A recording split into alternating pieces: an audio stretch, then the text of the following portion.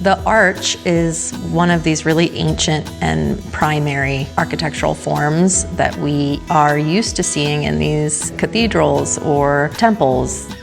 The arch is also one of the strongest structural forms. It has just immense seismic snow and wind loads. So you'll see Hurricane 4 winds come through areas in the south, and the only structures that are standing will be a Quonset hut. Resiliency architecture, I think, is going to be something that we're all talking about in the coming decades. I think it's something that we should all be considering top of mind. I mean, does wood frame and wood board homes make sense? What are we building for? We have, I think, some coming environmental challenges that we're going to need to be designing and preparing for.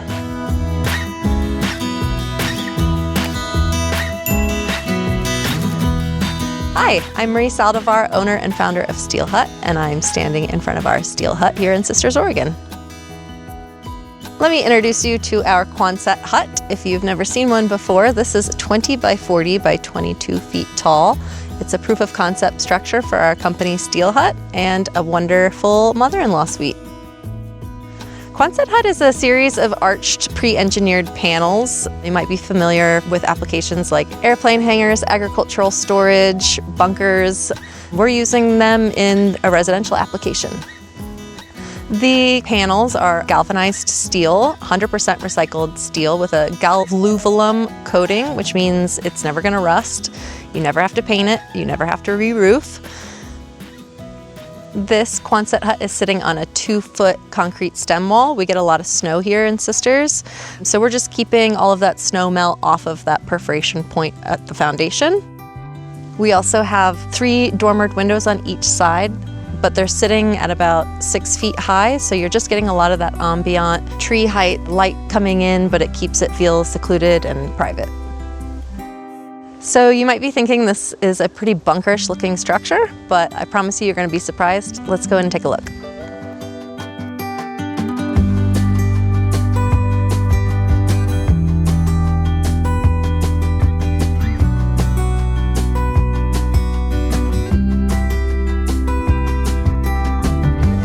Hi, welcome inside to our lofted 1,200 square foot Steel Hut.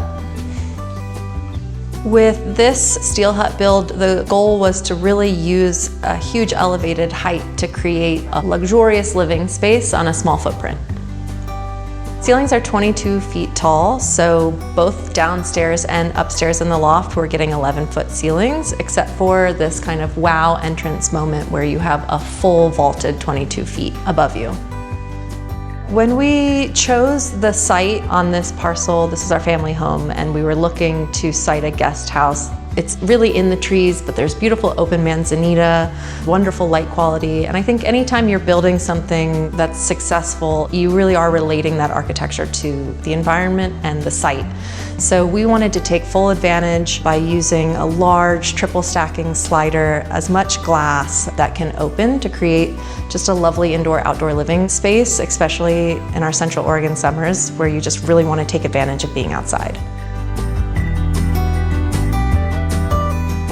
We have 2 really cozy seating areas in the hut. So we have our captain's chairs and ottoman oriented around this lovely Morso wood stove, which in the winter times is the place that you want to be. And we also have a nice seating area upstairs in the loft. One of the feedbacks that I get when we host people here, we host my mother-in-law and father-in-law here, especially when the baby was born, is that the place just feels super serene and really calm. And I think a lot of that is the natural light and the environment and the snippets of treetops that you're seeing in all of these windows. But I think it's also just the sound quality in here is wonderful. We have R30 closed cell spray foam in all of the arched and end wall panels, and it's tight, and it's not only super efficient from a heating and cooling perspective, it also just creates a really cozy acoustic environment. One of the challenges working within this building system, kind of this austere steel exterior, is how do we bring in a lot of warmth and materiality inside? So it was important to me to have these exposed Doug fir glulam beams that are actually supporting the second floor structure, but also choosing lots of warm tones for the door and window package. Our custom banister here, which is all in vertical grain hemlock, is just kind of in chorus with wonderful warmth in the wood tones that's in contrast with some of these non-precious materials like a full concrete polished floor. I'm a gardening newbie, which is both exciting and a little intimidating. I learned from Ron Finley's class on Masterclass that gardening is both a science and an art. While there are essential rules to follow, there's also a lot of room for creativity, like creating planters out of upcycled items from old sneakers to wooden drawers. Masterclass is a membership to classes from the world's best. Members get unlimited access to over 200 courses and thousands of lessons across business, writing, cooking, and so much more, all for just $10 a month billed annually. Something that really stuck with me from Ron Finley's class on Masterclass: gardening is a way of life. It really is a lifelong journey of learning, perfecting, and deep, meaningful connections with the world around you. Mother's Day is coming up quick, and I refuse to give another generic gift card like last year. So why not give the gift of inspiration with Masterclass? Try Masterclass today and save up to 50% off an annual subscription. Click our link in the description or scan the QR code on the screen. So you'll notice walking into the dining and kitchen area that the ceiling does drop, but it's still this kind of huge elevated 11-foot tall ceiling with just a generous amount of space. We have a 7-foot long table here, which creates so much flexible use for gathering, dining, working from home, just kind of a hub. So right over here we have this custom sideboard that is also matching with our custom kitchen cabinets. A friend of ours here in Sisters made these for us, and this is radiata plywood off the shelves of Home Depot. This is like the most accessible, non-precious, non-stuffy material that you can access. I think that really relates with the Quonset Hut and its history in general. It's really a proletariat, utility-based structure. Much like this radiata plywood, it's all about really elevating and putting it within a new context. And behind me is the kitchenette. Again, the radiata ply book-ended custom cabinetry, which is so beautiful. And this was kind of a moment that I wanted to contrast with a more traditional material. So we have Carrara marble sitting on top of what is maybe a non-traditional cabinet, but I think that it really, really works visually. And I think it's kind of a fun conversation about materiality.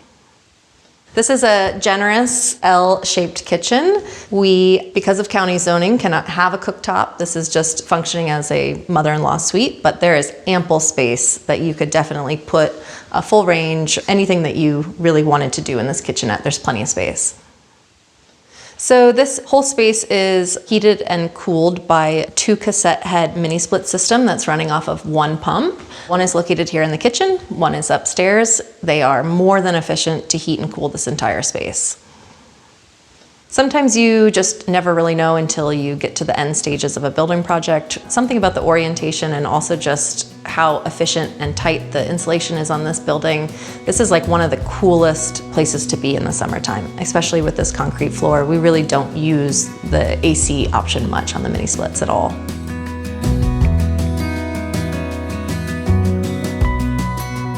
Life is really, really full right now. We have a 1.5-year-old. I'm a stay-at-home mom, but I'm also involved in selling real estate in Central Oregon. And I'm also the sole point person for Steel Hut, our design build company. Initially, we didn't start building Quonset huts because it was about the architecture. It was really about having agency over creating space and doing it on a super shoestring budget, which is how we came to the Quonset building system in the first place.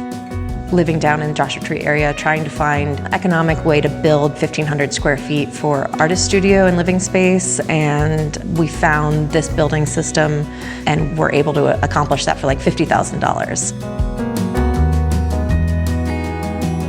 Our company is called Steel Hut, but specifically this building system, these are Quonset huts, which is a term founded in World War II.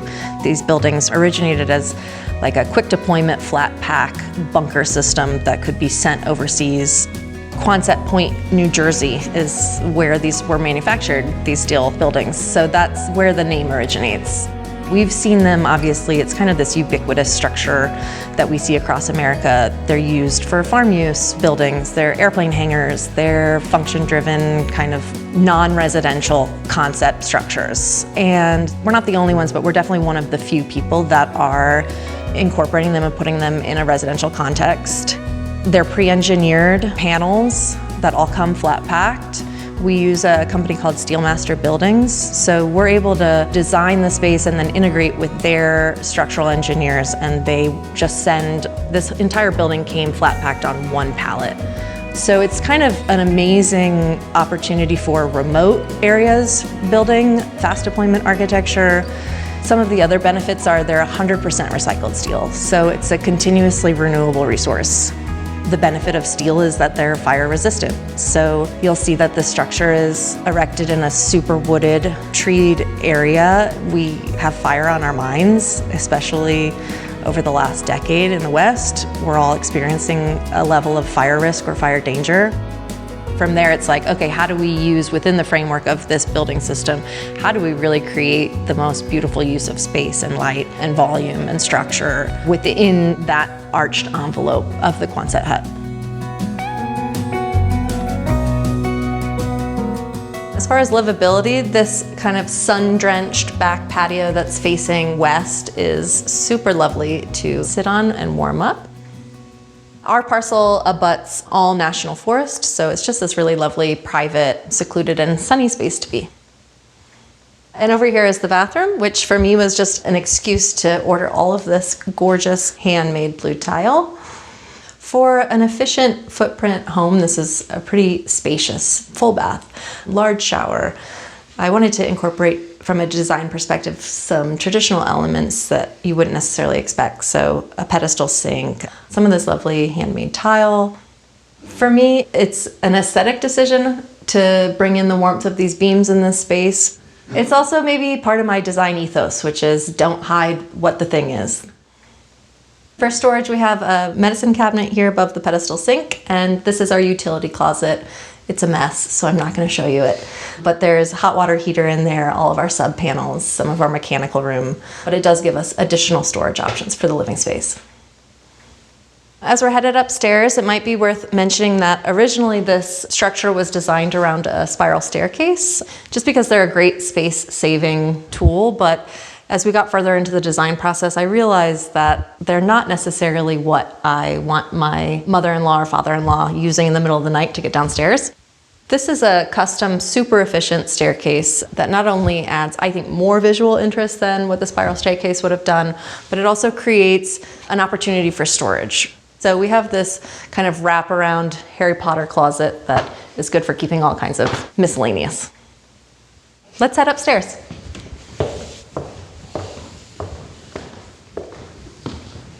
Here we are upstairs in this very generous 500 square foot loft. It's both a bedroom and kind of den. This is one of the cozier places to curl up with a book. I also call it the tree house because if you notice, you've got kind of these treetop views through the 3-pane window there. It's also an amazing place to kind of witness and be in awe of the arch. Sometimes lofts don't feel like you have this really division or separation of space. That is not the case up here. You just feel like you're in a fully different part of the structure. And at 20 feet in the air, we're only seeing like the middle of these trees. So it gives you kind of a good understanding of what the landscape is around us. So a silly kind of side note or detail, but having a TV on wheels, you can watch it from bed or you can watch it from the couch. Very versatile space up here. The loft is creating this extremely peaceful, cozy atmosphere for a bedroom, but it really feels so expansive. So from the orientation of sleeping here, you're looking out kind of at the whole structure. The knee wall is not delineating that space. It feels very wide open.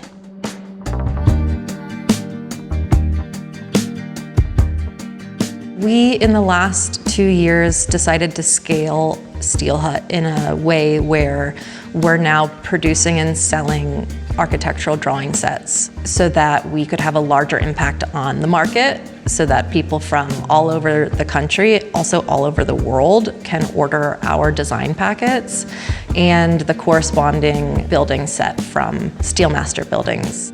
So I knew that that was the direction that I wanted to go, just because we were getting a lot of interest from people outside of our region.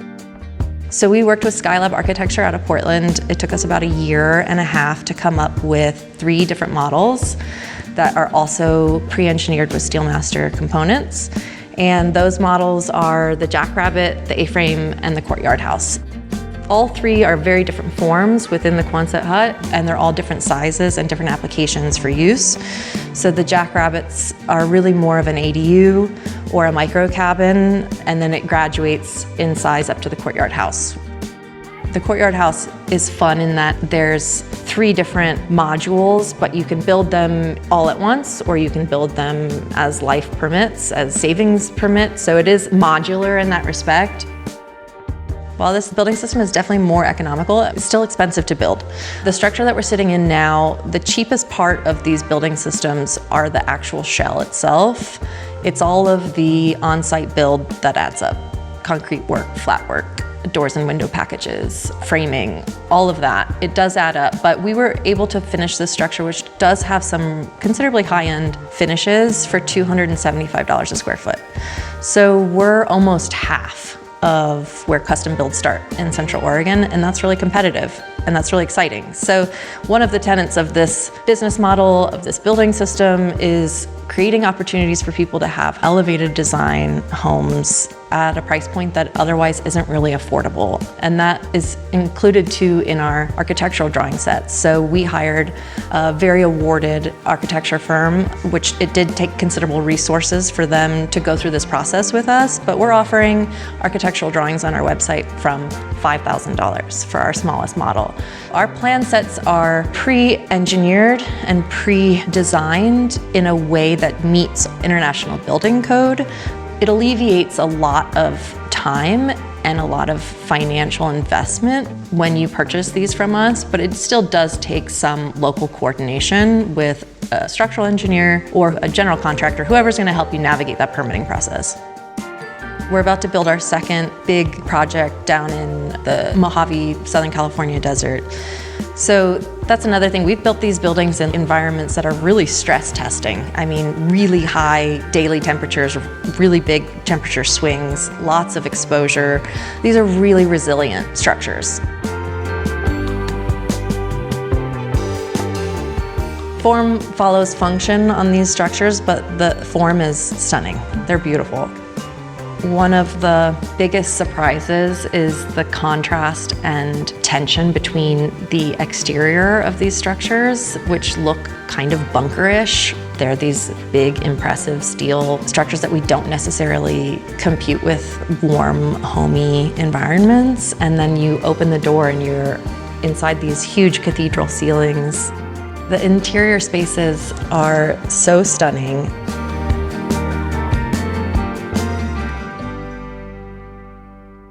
Thanks for stopping by Tiny House Expedition. I'm Alexis. And I'm Christian, and this is our DIY tiny house on our homestead in Oregon.